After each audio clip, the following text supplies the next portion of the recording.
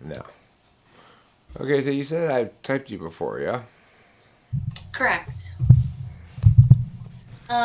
We had a session back in end of October, and at the time you said that based upon the information that you had in that first interview, that you felt that I was most likely ISFP, but that you didn't quite feel that it was cut and dry.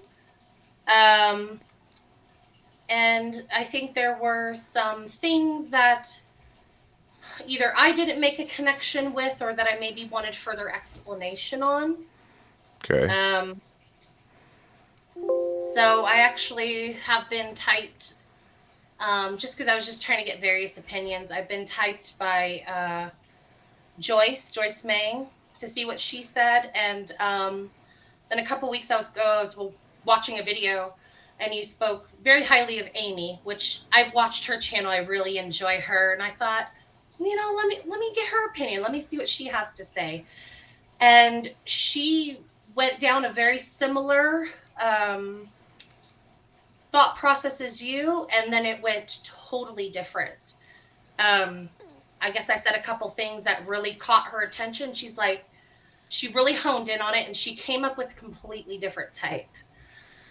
So I guess I just wanted to get your thoughts on that and kind of compare information and see what you thought about it. Okay, well, I'll say at the outset that if I'm if I'm gonna be wrong about a type, it's gonna sound like what you just said, which is will have said initially, well, I think you're this, but there's some things that make me unsatisfied with this typing, Right. and it's certainly not impossible that somebody else would correctly get wrong right what I got wrong, and that would be very slabular for me right now to have that happen. So it's probably the case. Let's hear what's going. Like, what did she type you as? She typed me. She was going kind of, like I said a minute ago, down a similar path that you were, and she was getting torn between INFP and ISFP. And then I answered a couple questions in a certain way, and she ended up with ESFJ. Okay, well, Um, I hope she's right. I hope she's right because you're the real unicorn around typology if you're an ESFJ. um, There never any ESFJs around. right, right. Which would explain possibly in some sense why I might have trouble nailing it because after all, that's the last thing anybody ever is. Right, right. Okay, can you tell me what sort of her thought processes were, or what resonates more with you about that type, or less with you about that type than some other type? um, so I feel like after our conversation, um, I think there was a lot of reasons why I felt like you could have come to that conclusion of ISFP, because I think I have very much a readiness to talk about my feelings and thoughts and emotions, and it's not a very unfamiliar territory for me, and I feel like sometimes people can see that as FI. Well, I'll tell you Um, this much: you trying to justify my wrongness for me is pretty fe. um, when we had our conversation, you did say that in the beginning that I was coming across a very almost like an ISFJ, but there was something a little bit off about it. You didn't think I was quite FE tool.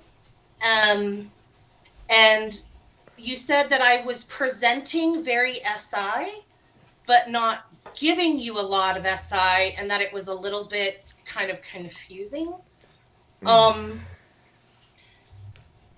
so I think that the connection that I kind of made is I'm in our conversation, I may have inadvertently. Listen, stop blaming yourself, okay? If I mistyped you, it's because I failed, and that's okay. I fail sometimes. I'm not No, no. perfect, okay?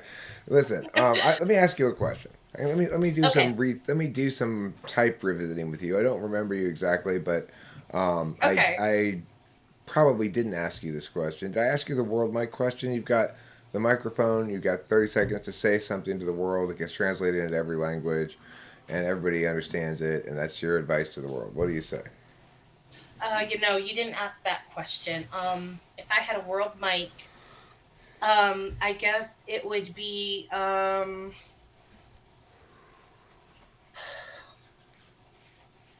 that we are all in this together and we have to work with each other and help each other, and no one of us can get through this life alone like without each other. Like we have to help each other. We're all in this together. Okay. So do you think that's like three or four different ways of saying the same thing? Probably Okay. a little bit. That's not a critique. I'm wondering if you perceive those as distinct ideas that we're all in this together and we need to help each other, or whether you see them as two parts of the same idea. I guess probably two parts of the same idea. I mean, I think like, cause and effect, causation, like we all need to help each other, so because we're all in this together. Okay. Um Uh, what do you take pictures? yeah, I do. I mean, I don't have like a professional camera, but I mean, obviously everybody has a camera on their phone. Do you have somewhere either online or even potentially in actual physical books, but probably online, an archive of your photos that um, sort of keeps track of or demarcates where you've been and what you've done throughout the passing years? Mm,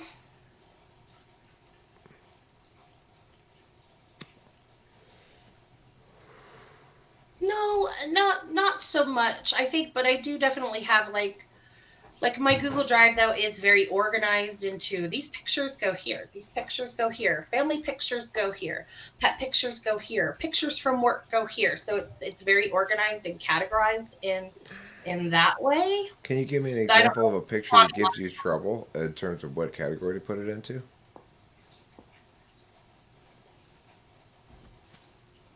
like do I have trouble figuring out which one goes where? Like, this is a picture of me and my pet at work. Where do I put it? It would still fall under pet. Me and my family member with my pet at work. That's family. But if no family member, it's just you and pet at work, then it's pet. That's the pet. Why? Because the pet would be the focus of the picture. The point of the picture was I wanted the picture of the pet. What if your pet just photobombed it? Bill, that would definitely be fall into the pet category. because it, Okay. because then the memory of the picture, the point of the memory of the picture would be, oh, I went to take this picture, but look at this cute time when my cat or my dog did this. So it falls under the category of cat or dog, pet. I see.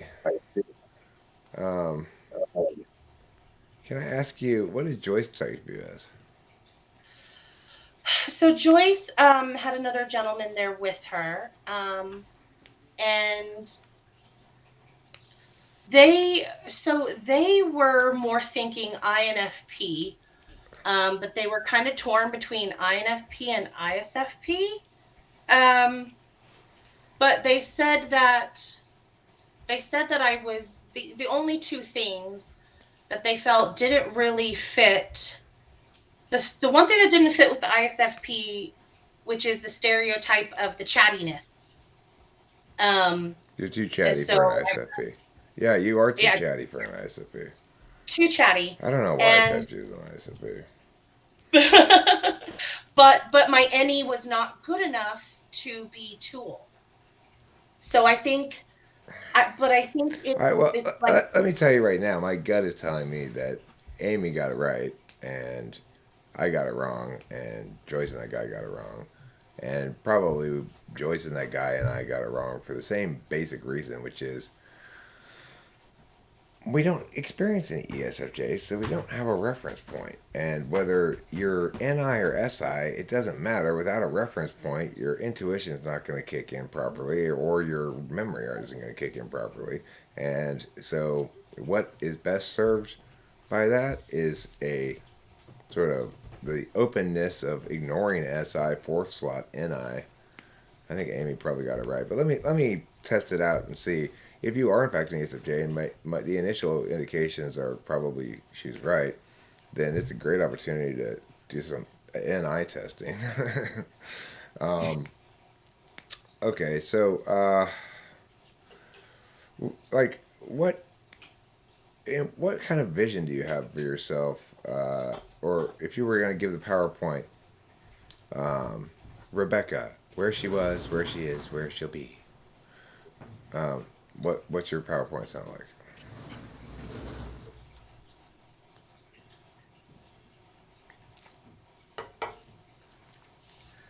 I mean, it's hard to say. I mean, I feel like I know her well enough to that I could maybe guess. I mean, it's Oh, you. oh, because it says Rebecca on Oh, you're there. not actually Rebecca. My I'm bad. really sorry. No, that's okay. My Rebecca's my sister, and you typed her too, and this is her computer, so Oh, that's why it says okay. Rebecca. So My I bad. got confused. Oh God, I don't know. I think one of the issues I've probably struggled with in my life is thinking I knew where my life was going to go or what I was going to do or how it was going to all play out, and it just never came into fruition. Um, I mean, I like to think that I know, but I couldn't say. It, it would just depend on so many different things. Okay, I want to go back to this categorization of pictures thing. So, how Okay. many total? Can you think of how many total categories you have? Mm, Probably somewhere between 10 to 12. Okay, so the reason the reason you gave me for putting in pets versus family, I mean, it doesn't really make any. It's not a logical reason exactly. It's sort of a, an explanation of sorts. But I would like you to explain more. If you can give me examples of situations where a picture might appear to fit into multiple sets, and you have to make a decision as to which one it goes into, and what kind of factors go into making that decision. Um, I mean, basically, the way I categorize a lot of it is just based upon um, kind of making it easier to reference in that way. Um, so, like recipes all go here, pictures of pets all go here, pictures of family all go here. Um, Funny memes go here, like encouraging memes go here. Screenshots go here. So it's like I always then know when my brain is looking for something, I know where to reference for it, and I know it's going to kind of be in that. Okay, so you It'll put be it in in that. the category. So let's say it's an encouraging meme that includes your family, but not you or your pet at your workplace for some reason. Is it going to go into encouraging memes? If the base, if the major point of it is it's to have encouragement, then yes. I see. If the point of it is I'm going to go here when I'm looking to find something that I feel is encouraging, then that's where it would go. And so when you look at a picture, you know that it's useful for you as a reference picture if you're looking for a pets thing more than it is if you're looking for a family thing. The family's Right. incidental, the pet is somehow central to it. And so you'll have to make that determination on each individual picture that has both pet and family in it as to how central a role the pet plays. Mm, I suppose so. I guess it's like, well, what's the point of what's the memory? What's the point? What's like what's the information from this that I would possibly reference to? And what, Um, what are the points of memories? What is the point of memories? um, just something that would remind me of hell, I guess it would just fall into so many different categories. Like I said, for like recipes or screenshots, this could be information, this could be passwords, this could be different things that would be easier for me to reference. For pictures, it could be just something that, oh hey, this is where all the I've worked in the veterinary field for a long time, so I have a lot of pictures throughout the years of different things. And I could be like, oh, this is an example of this one time when I bottle raised this kitten, and this is where all his baby pictures are, and I don't want to lose these baby pictures. So everything's got to be very categorized as to where it is And and what would organized. happen if you lost the baby pictures? That would be devastating. I would never. I mean, it's like they're backed up onto Google Drive, backed up onto old phones that I have that I don't use, but I know I could link to Wi-Fi that if I had to and have that copy there. They're Do you ever, saved onto do like you ever look Facebook. at them? Yes, Okay. but they're backed up onto backup onto backup, like I'm prepared for anything. Okay, you're ready. You're not gonna lose those baby pictures. No, no, Okay. no way. Um, I, I I don't know what the hell I was on when I typed you as an ISFP. I Oh, must have been to on a be big bag of stupid or something.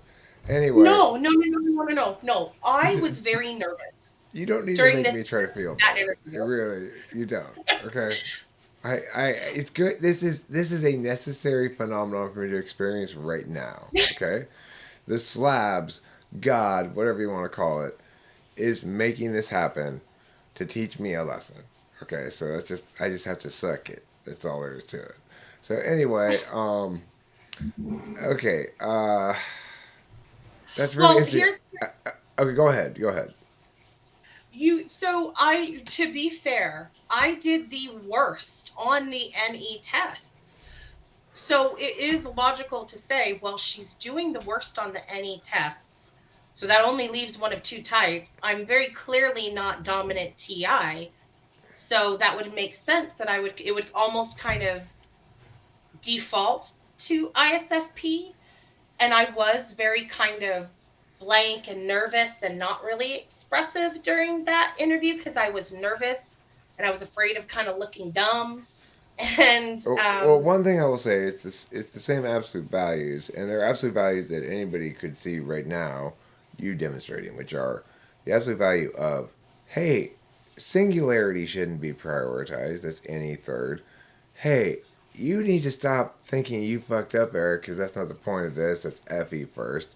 Hey, I hope you're not actually feeling bad. Absolute value of FI in the fifth, and and then the NI is there underlying it all, which is why you're back here because you want clarity on the thing, but it's not conscious at all. And so I want to do the potato touch test and see if in fact you can generate any instances of an equivalent. Have you heard me do the potato touch test before? I can acutely remember you doing the potato test and Okay, what happened. can you come up with a comparable example where you were waiting to see if they touched your potato and it turned out you ordered rice pilaf? Um, I really probably couldn't, but that's also because I don't think I would ever say anything.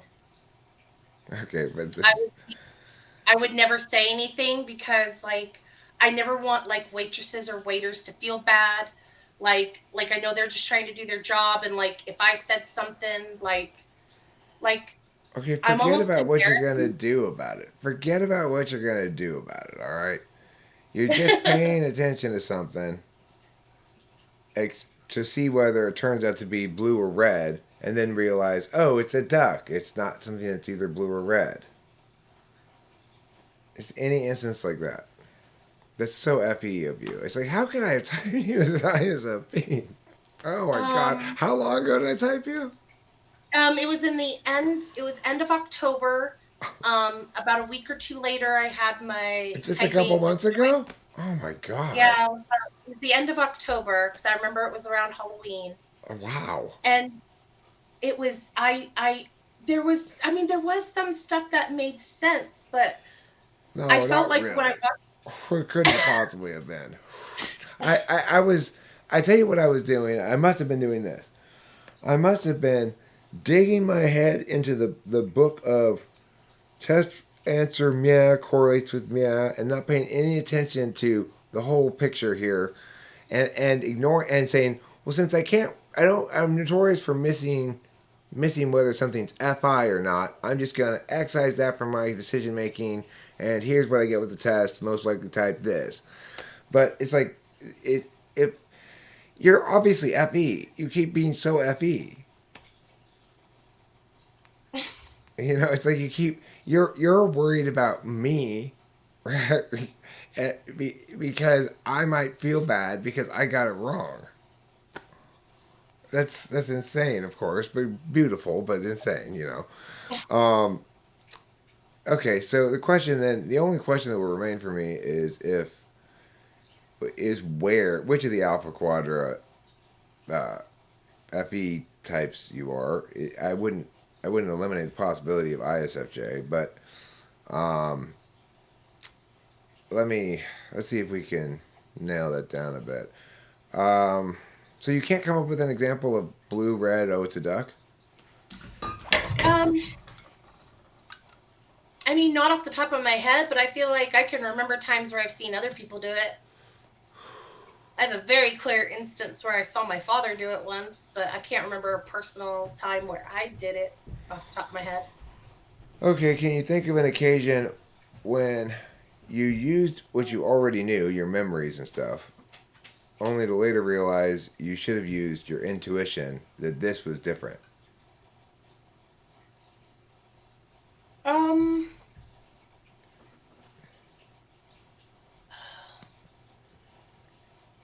I'm not sure if I could think of a specific instance off the quite right off the top of my head. But I do know that I do tend to have this way of referencing the known information. Anytime I'm listening to something, watching something, anything that I do, and my sister caught on to this when we were watching videos, anytime she'd pause it, I don't know, I know this probably isn't really exactly answering your question, but I would always be like, oh, is this like this? Is this like that? Is this like that? And she's like, why are you just keep bringing up your own experiences, your own memories, your own things? I was like, well, the only way I can really understand it is if I compare it to something that You I need an already know. example of something in order to concretize a concept. Mm,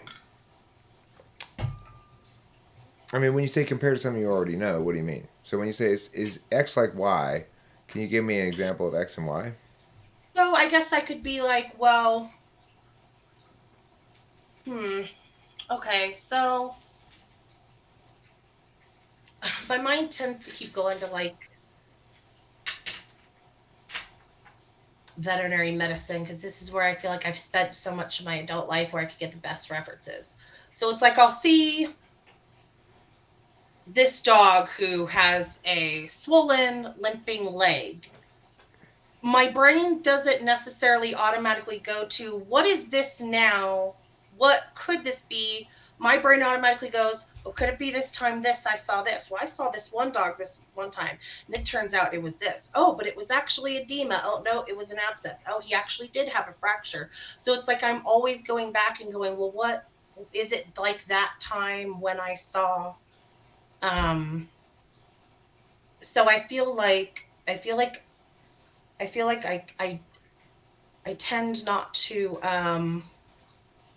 and I think this is where Amy saw that she thought I wasn't using extroverted sensing, where she's like, you're not always taking like I'm not looking at like the details always of like what's in front of me. I'm always referencing the sensory to something that I Right. And the can alternative compare. to referencing those memories is not just sort of taking in what's around you sensorily, but intuiting what it Right. means. But let me let me ask you a couple of questions that are the same as the potato touch, but for different functions. Okay, so can you think Okay. of an example of a time when you use speaking action when you should have taken real action, or vice versa?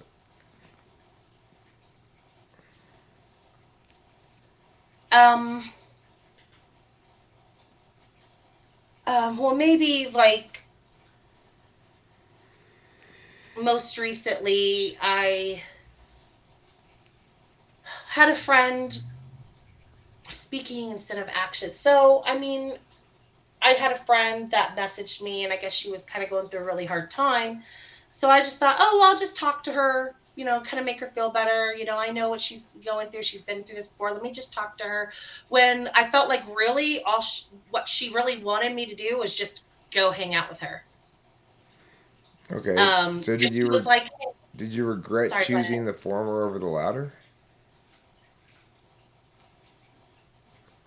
I regret that I didn't see that what she really needed was someone to just go hang out with her when really I just tried to say something to make her feel better and comfort her.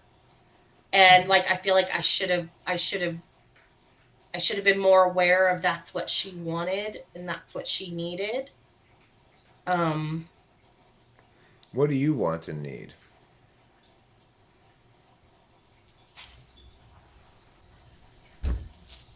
I mean, for me, I feel like I just want everyone to be okay. I want my family to be okay. I just want my pets to be okay. Like I just want to make sure everybody's good, everybody's taken care of, um and Okay. just kind of have just Can a you peaceful life. can you think of an example of a time when you tried to seek somebody's assistance in figuring out a problem when you should have just figured it out yourself? Ugh, all the time. And that's something that I've come to realize, even just in the short weeks that it's been since our typing session, how much I seek external validation for my thoughts, my plans. Like, hey, does this sound like? And when in reality, if I probably just went out and did it and did the thing, I would learn maybe a little more that way. But I Can you tend to. can you think of the opposite? A time where you tried to figure out how to do something yourself and just kind of messed it up more and wished you had asked somebody else instead?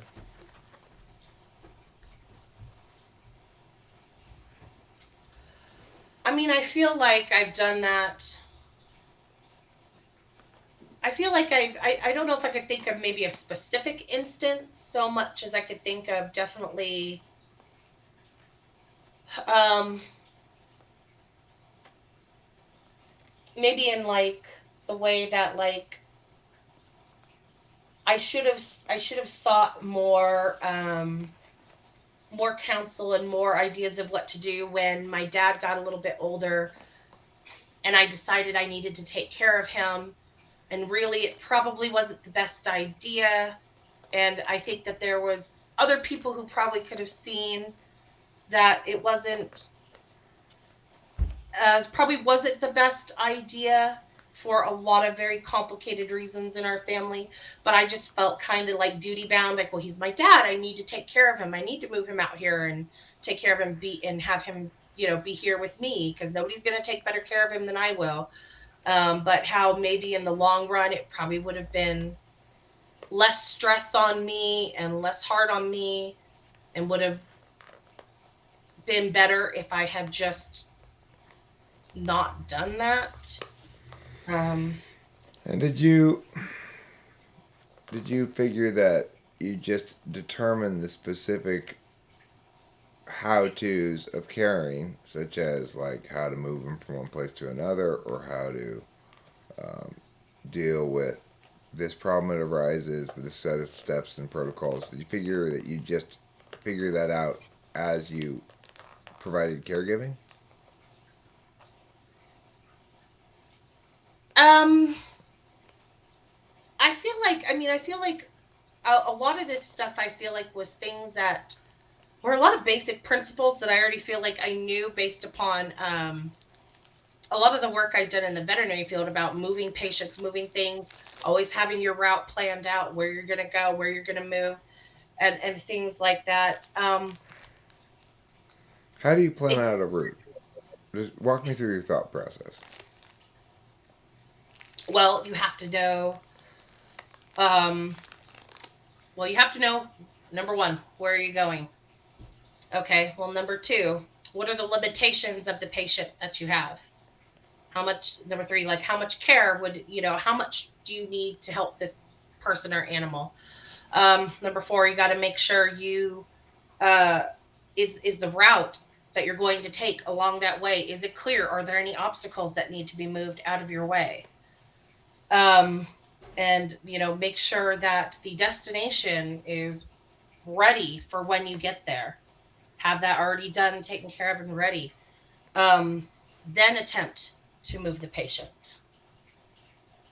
Okay, interesting. It's interesting how you describe everything in terms of what you need to know and or have done before moving the patient. When I asked you the question, how do you figure out the best route? So So, what is that? well, it suggests that um, you're having trouble conceptualizing extroverted thinking in a way that you can communicate about, which is typical for our eighth slot function. And now, if you're ISFJ, TE would be seventh slot. You'd probably be able to talk about it a little bit better, even though you'd be worse at it actually. So the thing is, what it sounds like to me is you've got probably TE autopilot going on in the sense that when I ask you about the how tos, you keep describing things other than how tos, implying that you know that the how to part will kick in as needed automatically in order to Okay. support your FE. Your FE Dom will say, I need to take care of everybody or all this other stuff, and or I know who to talk to about meow meow or meow. But it also recognizes that to be a team player, you have to figure out some stuff yourself. And but you don't pay any attention to that. That's what's happening sort of automatically under the radar as you're focusing on your overarching FE frame, which is why I think it's correct to say what I've been saying recently, which is first of all, the best way to define conscious is able to remember instances of it, and and that the eighth slot function is in that regard the least conscious. So it's almost impossible for me to come up with an example of a time when I should have taken direct actual action but talked instead. I can only come up with one example, and it's from way back in college, and it's when I should have kissed a girl, but I was nervous and I talked too much Oh, instead, you know. But but oh, beyond that, I can't think of any instance. It's always the other way around. I did something too soon. It was too impulsive. I should have talked more or thought more or something like that. Right? It's always the other way around. So for you, then it's going to be kind of the same thing, but with FE and TE, which is it'll be easier for you to think of instances when you tried to figure something out yourself without seeking other people's input, and you should have thought of other people's input. Then the opposite, which is instances you uh, when you sought other people's input, but you should have just figured it out yourself. And when I ask you how to figure out something yourself, you don't really describe figuring out the thing I say to figure out in a figure out kind of way. You describe it in a very SI way. Like this is what as a very knowledge way. This is what you need to know, and or this is what you need to have done. That's very SISC. I guess if you were to test out as like in keeping with my tests and stuff for SE6, then the thing that would make you most angry at yourself when you do get angry at yourself is if you fail to follow through on something you said you were going to do. I could see that. When you had asked me what in our last interview, when do you get angry at yourself? And I think well, actually, I remember my response was if I didn't do something that I was supposed to do, that I said I would do, if I didn't manage my time, and that then affected somebody else. Um, That's a very it, SE6 answer. Why? I must have interpreted it as something else. I don't know what I was thinking. Or I just tossed it aside, or is one of the things that confused me. I don't know. Let me refill my coffee cup real quick. We'll be right back. oh yeah, yeah, go right ahead.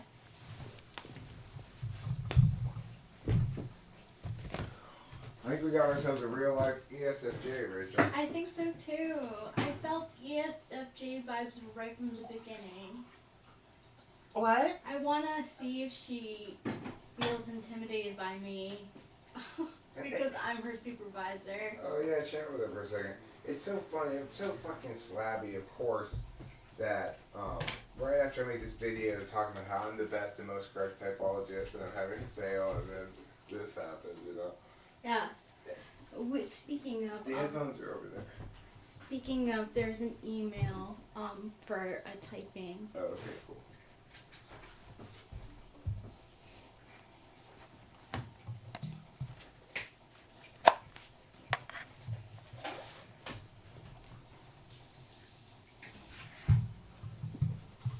Oh, hi Rebecca. That's not Rebecca. Hi. Oh no, it's okay.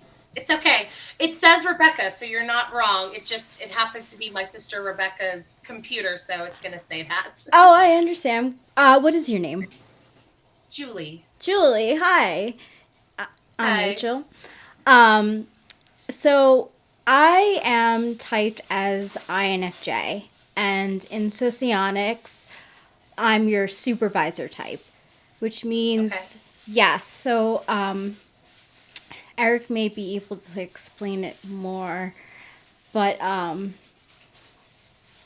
I hit on some of your um, weaker slots, and so like a question that I asked a lot when Eric asked me to fill in is, what are your hobbies? So what are some of your hobbies? Um, I mean, I've always been kind of very work oriented with my job. I mean, I kind of started in the veterinary career when I was about 19, 20 years old. So for me, and that's what I do. I always felt like it was the perfect job for me because I can help animals and help people at the same time, which is what I wanted to do with my life. So a lot of my life has revolved around that. And then my job, fostering, rescue. Um, I love to read. I love books. I don't read quite as much as I maybe used to a little bit when I was younger, but I do love to read. Um, and I tend to, and I said this in my first interview with him, I tend to have certain movies, TV shows, songs, and I I can be very repetitious with that. It takes a while for me to incorporate new.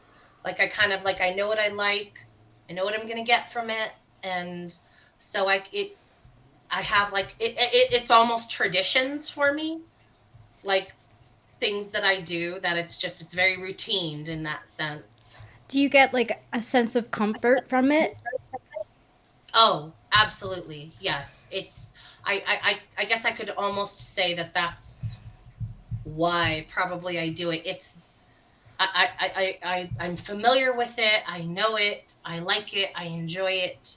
Um, so it's like I said, so it's sometimes difficult for me to incorporate new things unless I really enjoy it or see a value in it. Um, yeah, it's definitely a comfort thing. Yeah.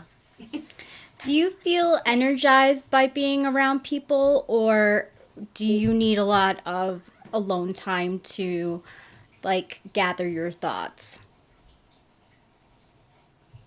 So I think that sometimes ends up being a very complicated question for me in the sense that I do get a lot of energy from being around people, but I feel like I lose a lot of my energy with people at the same time. I don't know if that makes sense because it's almost like Yes. I I feel like over the years, I've sort of become a more socially introverted because I can get a little bit exhausted around people. But I think it's because I think I extrovert in that sense that I'll get so tired. So I will sometimes tend to avoid situations where I know it's going to be a lot. Um, but not because I don't like it, but just because it's like, oh, I know I'm not going to have the energy for that. Now, were you more extroverted when you were younger? Did you like to go out a lot? Oh, yes, I could give you a really cute story actually that my mother, when she would take me to the grocery store, said that she could never keep track of me because I would always run up to all the little old ladies in the store and just start chatting and talking to them. And that they thought I was the cutest thing in the world. And my mom would be like, Julie, I need you to stay by me, honey. Like, you need to stay by me. And I'm like, okay. Next minute, I'm gone. And then she's chit chatting to somebody else in the store. And that's to bring up another point that I thought of. A couple weeks ago, I watched a video where Eric had mentioned that people with the polar NE, that they have the conversational momentum of a rock. And that's when I went, no, there's no way I'm polar NE. My mother says I was born talking and I've never shut up. That's so funny. Eric actually, that's what his mom says to him as well. Um, so that's fascinating. So I'll take break. okay, it was good talking to you, Julie. Oh, it was. Thank you so much. It was nice meeting you. You too.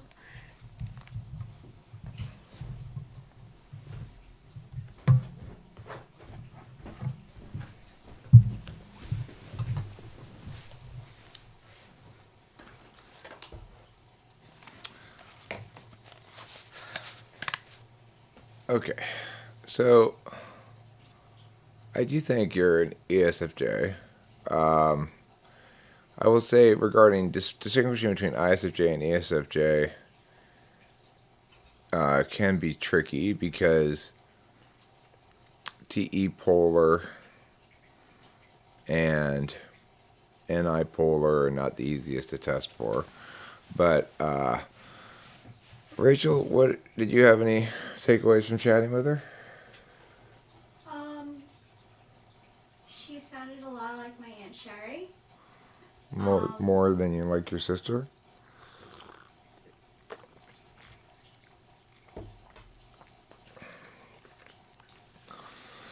Yes. Yeah. A small margin. I think you're an ESFJ. I think Amy got it right. And I think that's what it's not just indicated by all the typing and testing stuff we're doing here. It's indicated by God Himself, who made this happen right now. So You are the real unicorn of yeah, you were the real MBTI. unicorn of MBTI community, which is an ESFJ who's around here. Well, so one of the things that when you first typed me that I thought, one of the first things that I thought didn't make sense was I had originally thought I was INFJ in the very, very beginning before having enough information because I felt like I could see myself constantly narrowing down. But then I realized, oh, but I'm not narrowing down the metaphysical. I'm narrowing down the information. You know what I mean? Like, I'm probably not going to describe that very well. I think you're So, organizing it. I think you're organizing the yeah, information you have, and that comprises something like narrowing it down because now it's part of categories. right. And I mean, I can have a scary good memory. Like, I can't remember what I just went in the room to do, but I mean, I'll remember just dates, times, things, information in my head. And, once again, a veterinary example is one of the best ones I can do is I worked till 2 a.m. for a long time. And after I would leave and the graveyard technician would be there, they would know I'm already awake and say, hey, Julie, do you remember where Buddy's food is? And I'll be like, oh, yes. he has Hill's Science Diet. It's on the third shelf next to the fridge, but he already has an open can in the fridge because I fed him before I left. And they're like, "How do you do that?" And I'm like, "I don't know. It's just like I." And my sister, who you typed as ISTJ, um, and so did Amy. Amy Oh, typed good. her ISTJ. I'm glad I didn't Um, get your sister wrong at least. um, which means obviously she's dominant SI, but even she's made comments. She's like, your memory is way better than mine, and that kind of stereotype that sometimes SI gets, where they must always be good with memory. Well, So there's no it's not operational for them. That's the difference. See, SI right, is it's a knowing function. Remembering right, things is using it as a subject. And everybody uses their second function as a subject. It's their operational value. Your dominant function, you're the so-called master expert of it, but it doesn't mean you're the best at all aspects of using it. For example, my dad is much better than I am, and you probably would be as well, at because you have the same third slot function, at anticipating things that might go wrong. I mean, if tested on it directly, and you give us a set of circumstances and say generate as many possible random things that might go wrong, I'd win. But I lose in life because I can do that. I don't take any of them very seriously. right. So, in that regard, what's being displayed there is you're displaying a greater mastery of using SI in an unnatural role, which is as a subject rather than as an agent. Agents know things and remember things for their own inside their own head. You know, it's like you said, you remember things in your head. Well, that's a good place to remember them. Yeah, That's where most people remember them. But the thing is, in reality, you're remembering them out loud to other people, right? right. So that makes sense. You can also, when you go through a drive-through, you'll have this experience if you think about it. Next time you go through a drive-through, pay attention to the person who takes the order. Some people, you can tell them the whole order, and then there'll be a pause, or they'll repeat it back to you, and then they'll enter it all in. Other people, you tell them the order, and then you have to go one thing at a time because they can't remember it. And this is you can see where SI falls in the stack with drive-through people, no problem. Because like I go to McDonald's and I often order the same thing. I get 4 McDoubles with no pickles, a large fries, and 2 Cokes. It's a simple enough order, right? Except you Okay, can't put in, if you're a McDonald's worker, you can't put in 1 McDouble with no pickles times 4. You have to put in McDouble, no pickles. McDouble, no pickles. McDouble, no pickles. McDouble, no pickles. And I can always tell where the SI placement is because people who are SI tool users, for example, will not need me to repeat the order at all. I'll say, I want 4 McDoubles with no pickles, a large fries, and 2 large Cokes. And they'll say, okay, give me a second because they have to do that whole McDouble thing I just described. And then they'll put in the large fries and the 2 large Cokes, and they'll say, "Is your order correct?" And that's fine. And if you get something like an ENFJ or an ENTJ who's working at the window and they've got SI polar, they get to the end of the 4 McDoubles and they've got no idea what you said other than that. gotcha. Okay. And Hmm. I've made a decision, but I haven't actually implemented it yet, to make my McDonald's orders backwards. To say, I want 2 large Cokes, a large fries, because then they can just put those in, and then say, and 4 McDoubles with no pickles. Right. Put the easy stuff first. Yeah. But I haven't actually implemented that solution yet. But that's my plan.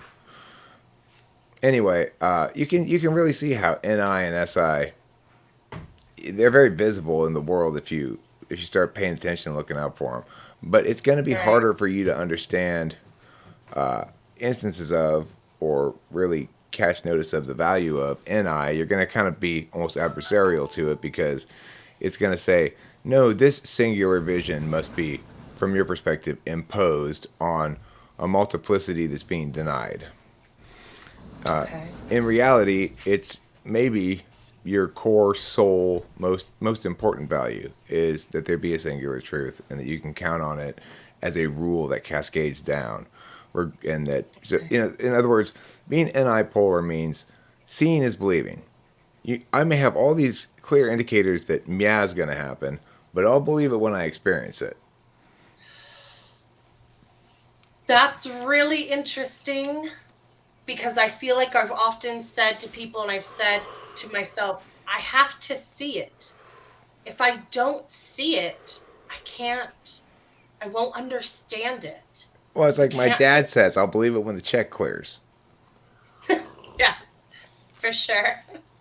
Um, yeah, no, I guess it makes sense because I have heard you say that the fourth can sometimes look like the eighth, and that would be the case with ISFP, which has TI last, and I would have it TI fourth.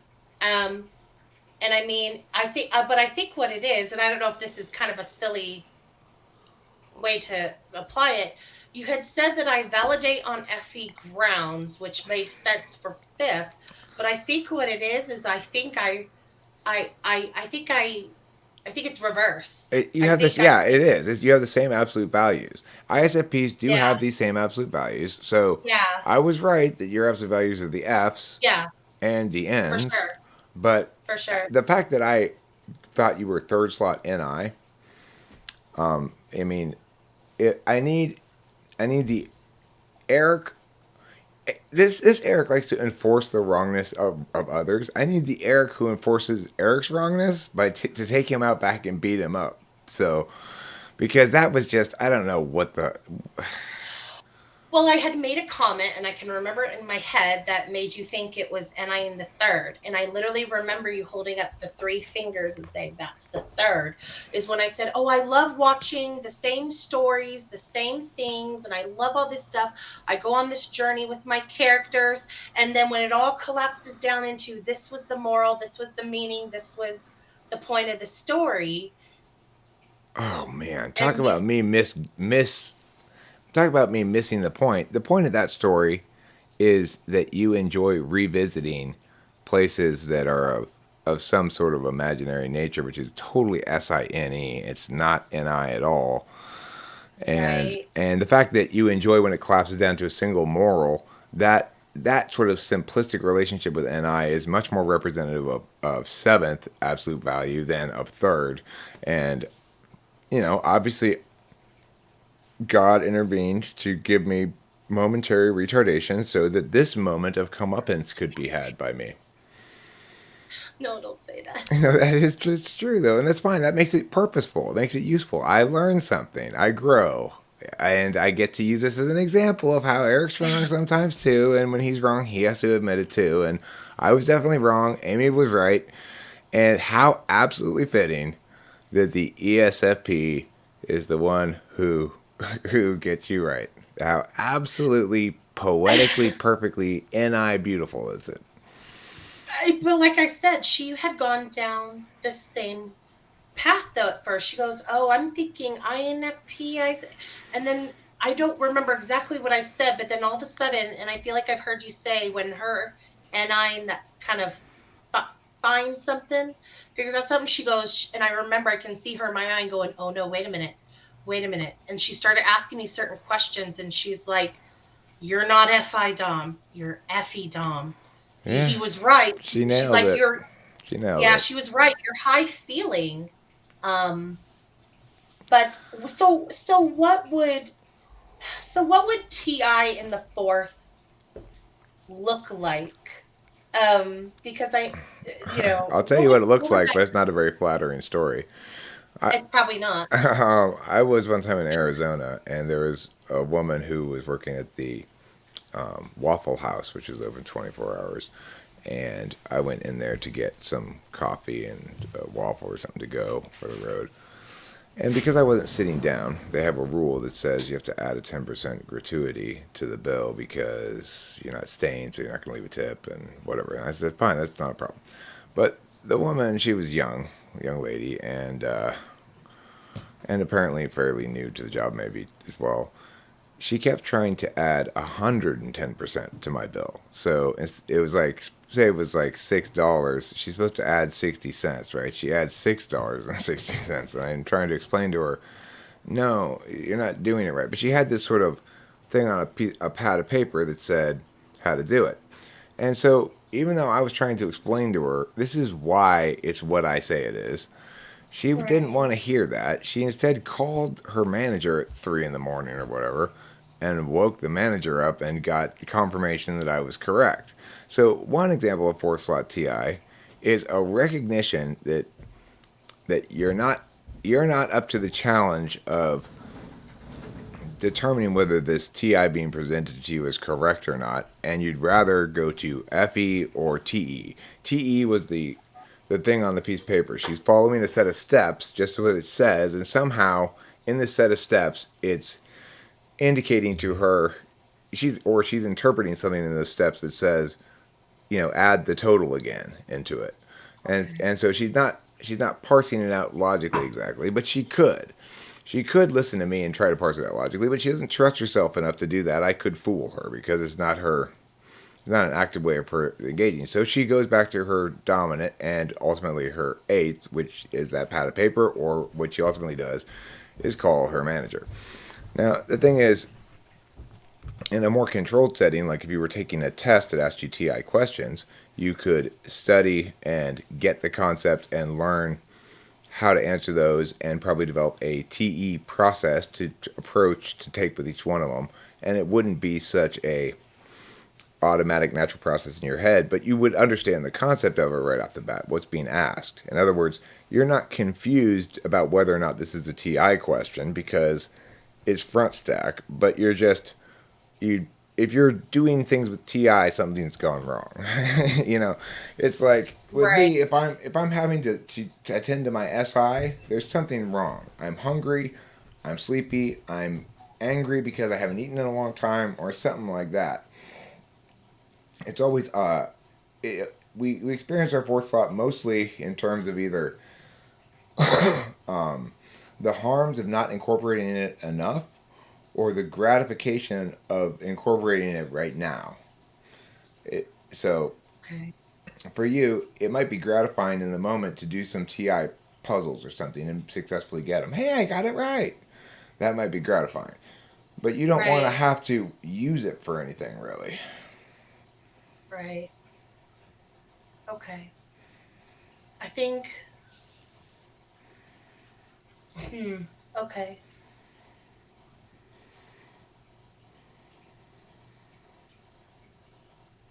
So I think that might explain why I tend to. I like instructions. I like lists. I like step by step things I can reference, things like that. That does kind of, I guess, make sense, especially with your example of that girl that she kept, you need something else to kind of guide you in that sense. So I guess that makes sense. That's interesting. Because ultimately, your deliberation function is the thing that's sacrificed to be who you are. Just as my personal knowledge function is the thing that's sacrificed to be who I am, I have to not be paying attention to the fact that I've been sitting in this chair for hours and haven't had anything to drink and blah blah blah in order to sit in this chair for hours and talk, right?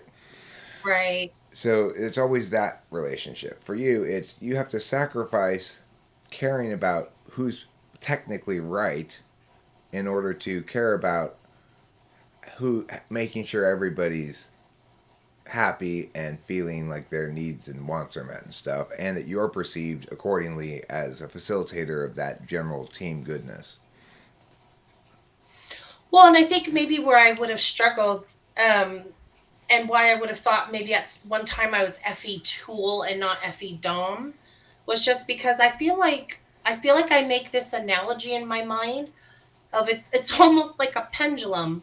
Like I swing this way and I'm all about other people and I'm like I'll do anything for you and very concerned, and then but at some point it's got to swing back, and it's got to be about me for a little while, and that doesn't feel good when I do that, number 1. But I think I could honestly identify where maybe some of the struggle I've had in my life was in an effort to try to take care of everybody and everything.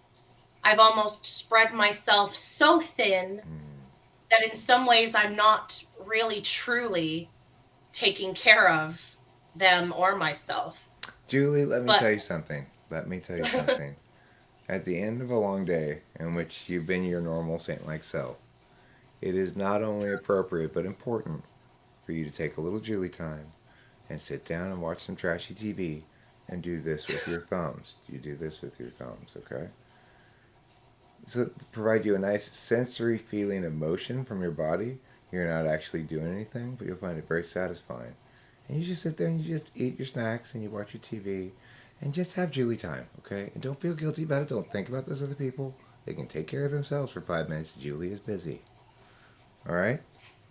right. I was married to an ESFJ. I know how they roll. You need a little Julie time.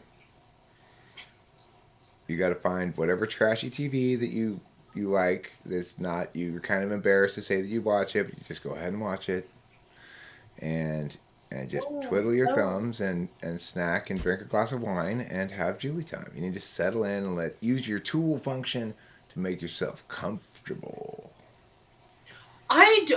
I'm good at that. That's I'm good at it's my important. my routines, my tea time, my time that I sit outside with my dogs and get a little sun.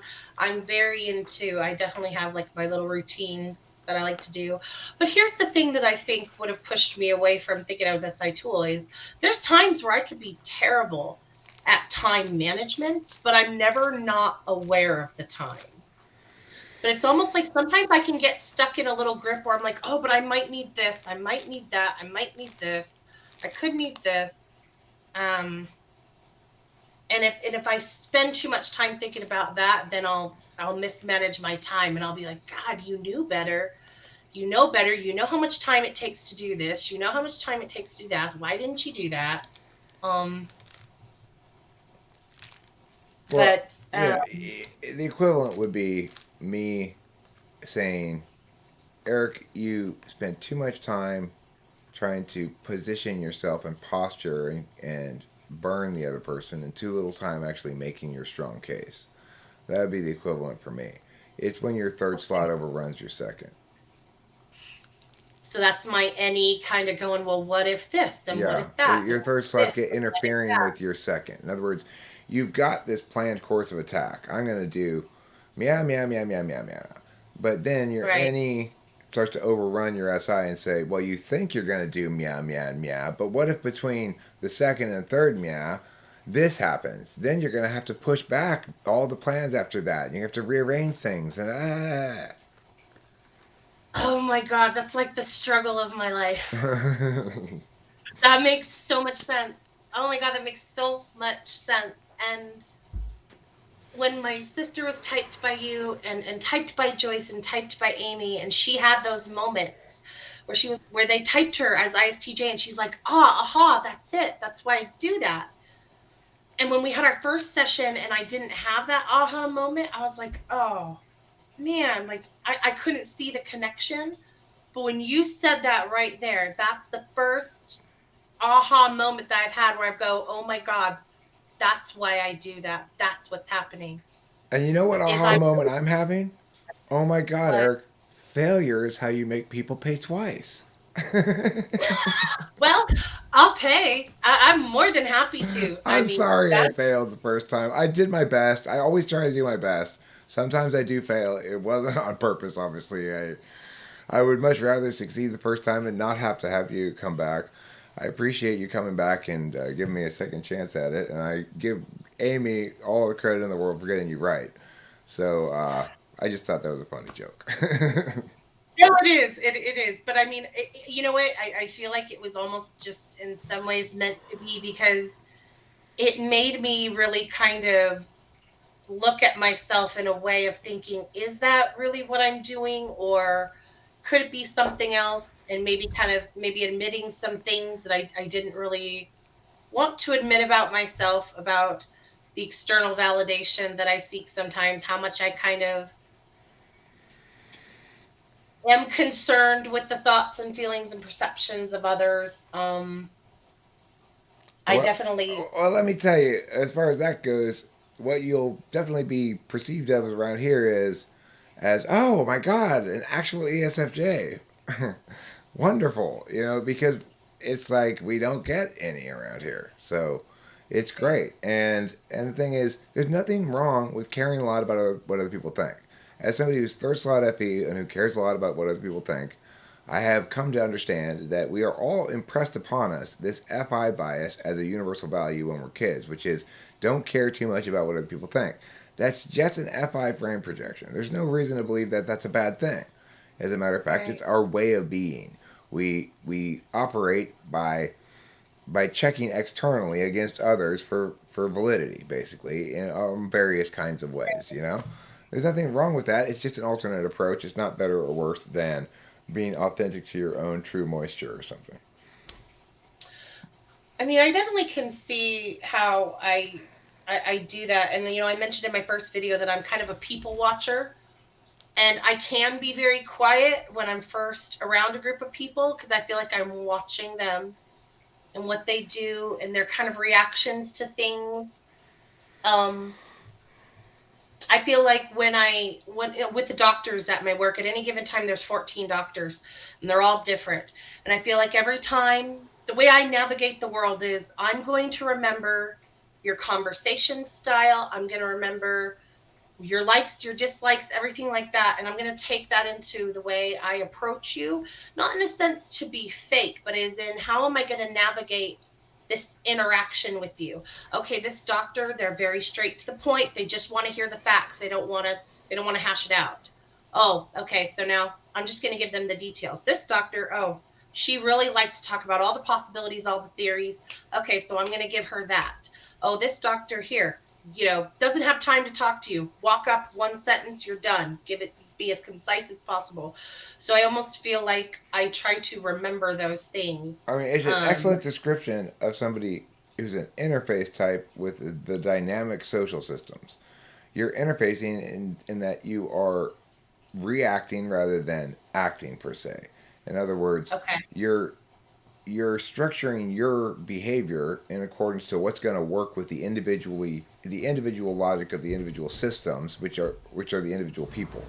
So since each right. person is operating under a different frame of reference and projecting that as what's good and should be onto everybody, you, instead of projecting your own frame of reference back, simply adapt responsively, interactively to their frame of reference to facilitate the engagement. That's a textbook example of how an interfacer works as a subject. So even though you're not maybe initiating all of the action, or maybe you are if you're approaching the doctor, but let's say they approach you, it doesn't matter which way it is. You're going to approach it from that reactive, interactive frame rather than from a uh, I'm making my move now, which is the other frame of Right. reference. Well, and I think that's where maybe sometimes that high FE, maybe, and I mean, this is getting into stereotype land, can kind of get stereotyped as being kind of fake. Which I think that it does allow that ability to be fake should you need to, but I don't think it comes from that place. More as it just comes from I'm gonna meet. Amy described it as more of like I'm gonna meet you where you are. I'm gonna meet you there, and I'm gonna now navigate the conversation and or the interaction in that way.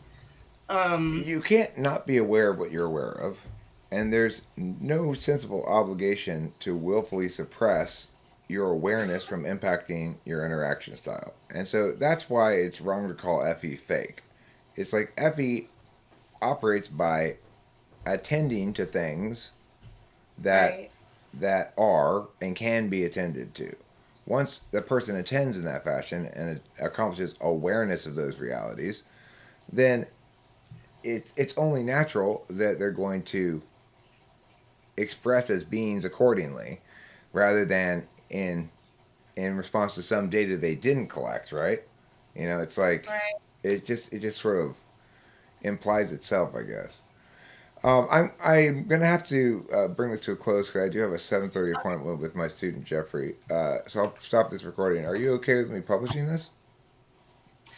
Yeah, no, absolutely. I think it will be interesting, and I hope that, Well, I people are think it'll gonna create love a it. good conversation. People are gonna absolutely love this one because who doesn't love to see Eric eat a big heaping plateful of humble pie? Nobody doesn't love So, that, except so you're Eric. pretty, you're right. But so you're pretty confident. You think this You're an is ESFJ. Amy was right. You're definitely an ESFJ, and it's like it's. I don't have any doubt at all, and I don't know why. Like last time, I obviously when I finished it, I expressed doubt because I had good reason to have doubt, but I'm expressing no right. doubt now because it's obvious. It's very clear. I mean, in theory, you could make the case for ISTJ, but you'd be battling up a steep hill and barking up the wrong tree. You're an ESFJ. No, and my sisters, no, yeah, we're not the same type. No, you. There was a couple comments that you specifically made, which you said you seem SI, but you're not really giving me SI. You're more chatty than the ISFPs that I type, and those two things. I thought, you know what, that alone, I was like, and you said it. You said it yourself. You were like, you're not cut and dry, but this is kind of where I'm going with the information I have right And now. that's how you know when you nailed it right is that it is cut and dry. I don't feel that at all. I feel like this is cut and dry, and there's no doubt about it. And that's a powerful indicator that it probably is because if there's one thing I'm pretty good about, it's recognizing, not always, but usually, like recognizing how much irritating noise in the data there is. You like the data to be all clean and all lined up nice perfectly for one type, right?